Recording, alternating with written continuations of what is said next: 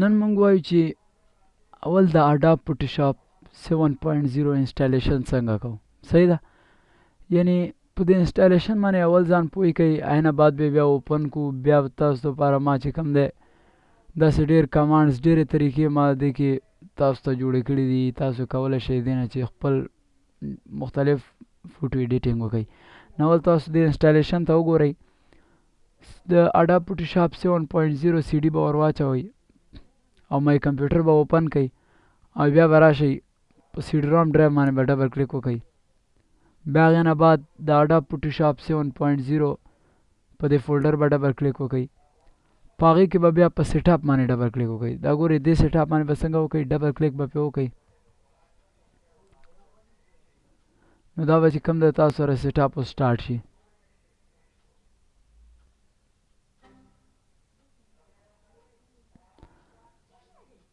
بیا هغې نه بعد دلته تاسو راشئ نو نیکسټ به پریس کوئ. هغې نه بعد اوکې، بیا نیکسټ، بیا ایکسپټ. دلته به دا نومونه ورکوئ. فار ایگزامپل دلته چې ورکوئ بس هغه ستاسو خپله خوښه دې کمانډ دې خانو کې چې هر څه تاسو ورکوئ. بیا چې تاسو د فوټوشاپ په دې بیک سایډ باندې وګورئ نو تاسو سره به یو سی ډي کې موجود وي. کومه سی ډي کې به سره موجود وي 10451209. دلته درته ښیم، دلته سیریل ته راشئ. هلته ګورئ هغه سیریل نمبر تاسو سره مختلف موجود دي. دې کې به تاسو وګورئ 10451209. دا ګورئ د آخري نمبر. دا به داسې واخلئ، کاپي به یې کوئ. صحیح شوه؟ بیا به هغې نه بعد بیا سیټ اپ به مینیمایز شوی، دا به داسې اوپن کوئ، دلته به یې پیسټ کوئ. دا تاسو داسې هم کولی شئ دلته ورته ولیکئ. فوټوشاپ کې هغه کاغذ باندې لیکلي دي، تاسو ورته وګورئ 10 15 هغې باندې لیکلي دي، هغه به تاسو ورکئ دلته. بیا به یې نیکسټ کوئ. هغې نه بعد بیا یس، بیا نیکسټ، بیا نیکسټ او بیا نیکسټ. نو انسټالیشن به تاسو سره سټارټ شي.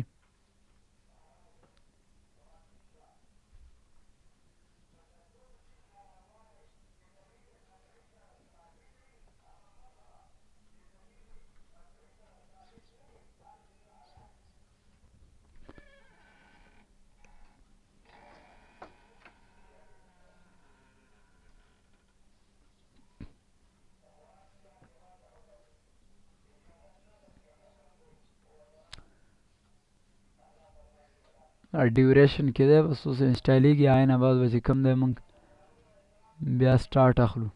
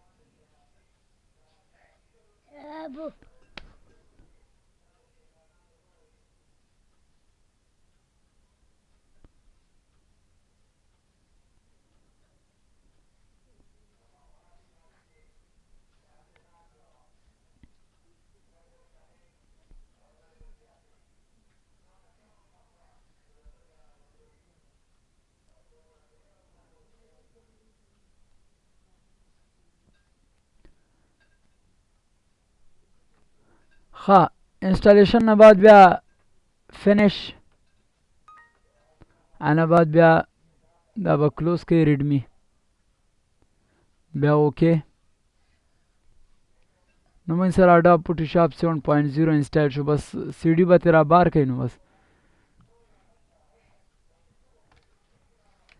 اوس به راشئ دلته سټارټ مینیو ته.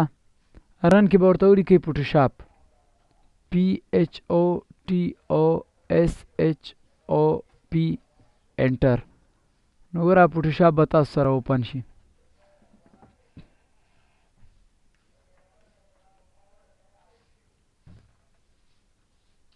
صحیح شو.